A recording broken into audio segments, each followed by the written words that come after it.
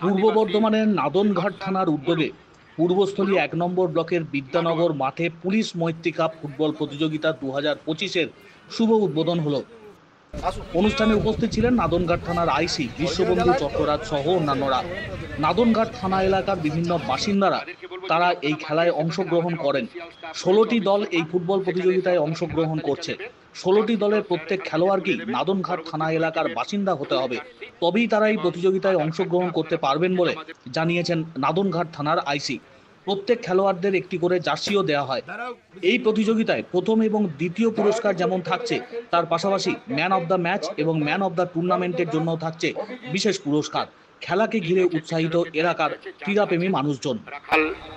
দালাল প্রত্যেক ম্যাচের আমাদের হিরো অব দ্য ম্যাচ আছে, একটি ভালো উদ্যোগ নিয়েছে নাদনঘাট থানা, এবং চ্যাম্পিয়নকে আমরা একটি বাহুবলী ট্রফি প্রদান করা হবে নির্দিষ্ট ফাইনাল ম্যাচের শেষে, এবং এটা নট রিফান্ডেবল, ফেরতযোগ্য নয়। এই ফুটবলের আয়োজন করেছে, আমার তরফ থেকে ধন্যবাদ জানাই নাদনঘাট থানার প্রত্যেক স্যার যারা রয়েছেন তাদেরকে, এবং সেই সঙ্গে বিভিন্ন দল যারা অংশগ্রহণ করেছে। 16টি দলের প্রত্যেক খেলোয়াড়কে নাদনঘাট থানার তরফ থেকে অনেক অনেক অভিনন্দন জানাই। যে রুরাল এরিয়ার যারা ফুটবলার্স আছে, যারা প্লেয়ার্স আছে, তাদেরকে প্রমোট করা, যার জন্য এই খেলাটার আমাদের অন্য খেলার থেকে ডিফারেন্স এটাই হচ্ছে যে আপনারা অন্যান্য খেলাতে দেখা যায় যে বিভিন্ন হয়তো দাদনঘাটে খেলা হচ্ছে, আপনি হুগলির থেকে প্লেয়ার আনবেন, কলকাতার থেকে প্লেয়ার আনেন, আপনারা একটা মনোজ্ঞ খেলা মানুষকে উপহার দেন। আমরা এই খেলাতে কিন্তু সেই জিনিসটা নাই। এখানে হচ্ছে প্রথম স্তরীয় আমাদের যে খেলাটা হবে থানা লেভেল, পিএস লেভেল কম্পিটিশন, তাতে থানার 16টা টিম অংশগ্রহণ করছে, এবং এখানে প্রত্যেককে যজন প্লেয়ার নামবে তাদের প্রত্যেককেই থানা এলাকার বাসিন্দা হতে হবে। যার জন্য আপনারা একটু আগে দেখলেন আমরা তাদের কাছ থেকে আধার কার্ড চাইলাম। প্লেয়ার লিস্টের সঙ্গে আমরা আধার কার্ড ভেরিফাই করব।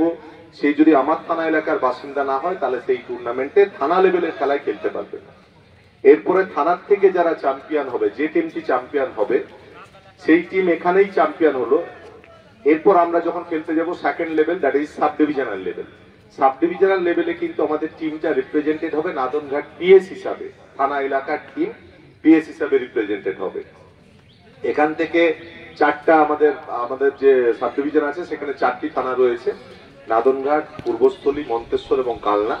অর্থাৎ 4টি থানা এলাকা থেকে যে 4টি টিম যারা টপার হবে থানা লেভেলের, তারা গিয়ে কালনায় খেলবে একটা সেমিফাইনাল এবং তারপরে ফাইনাল।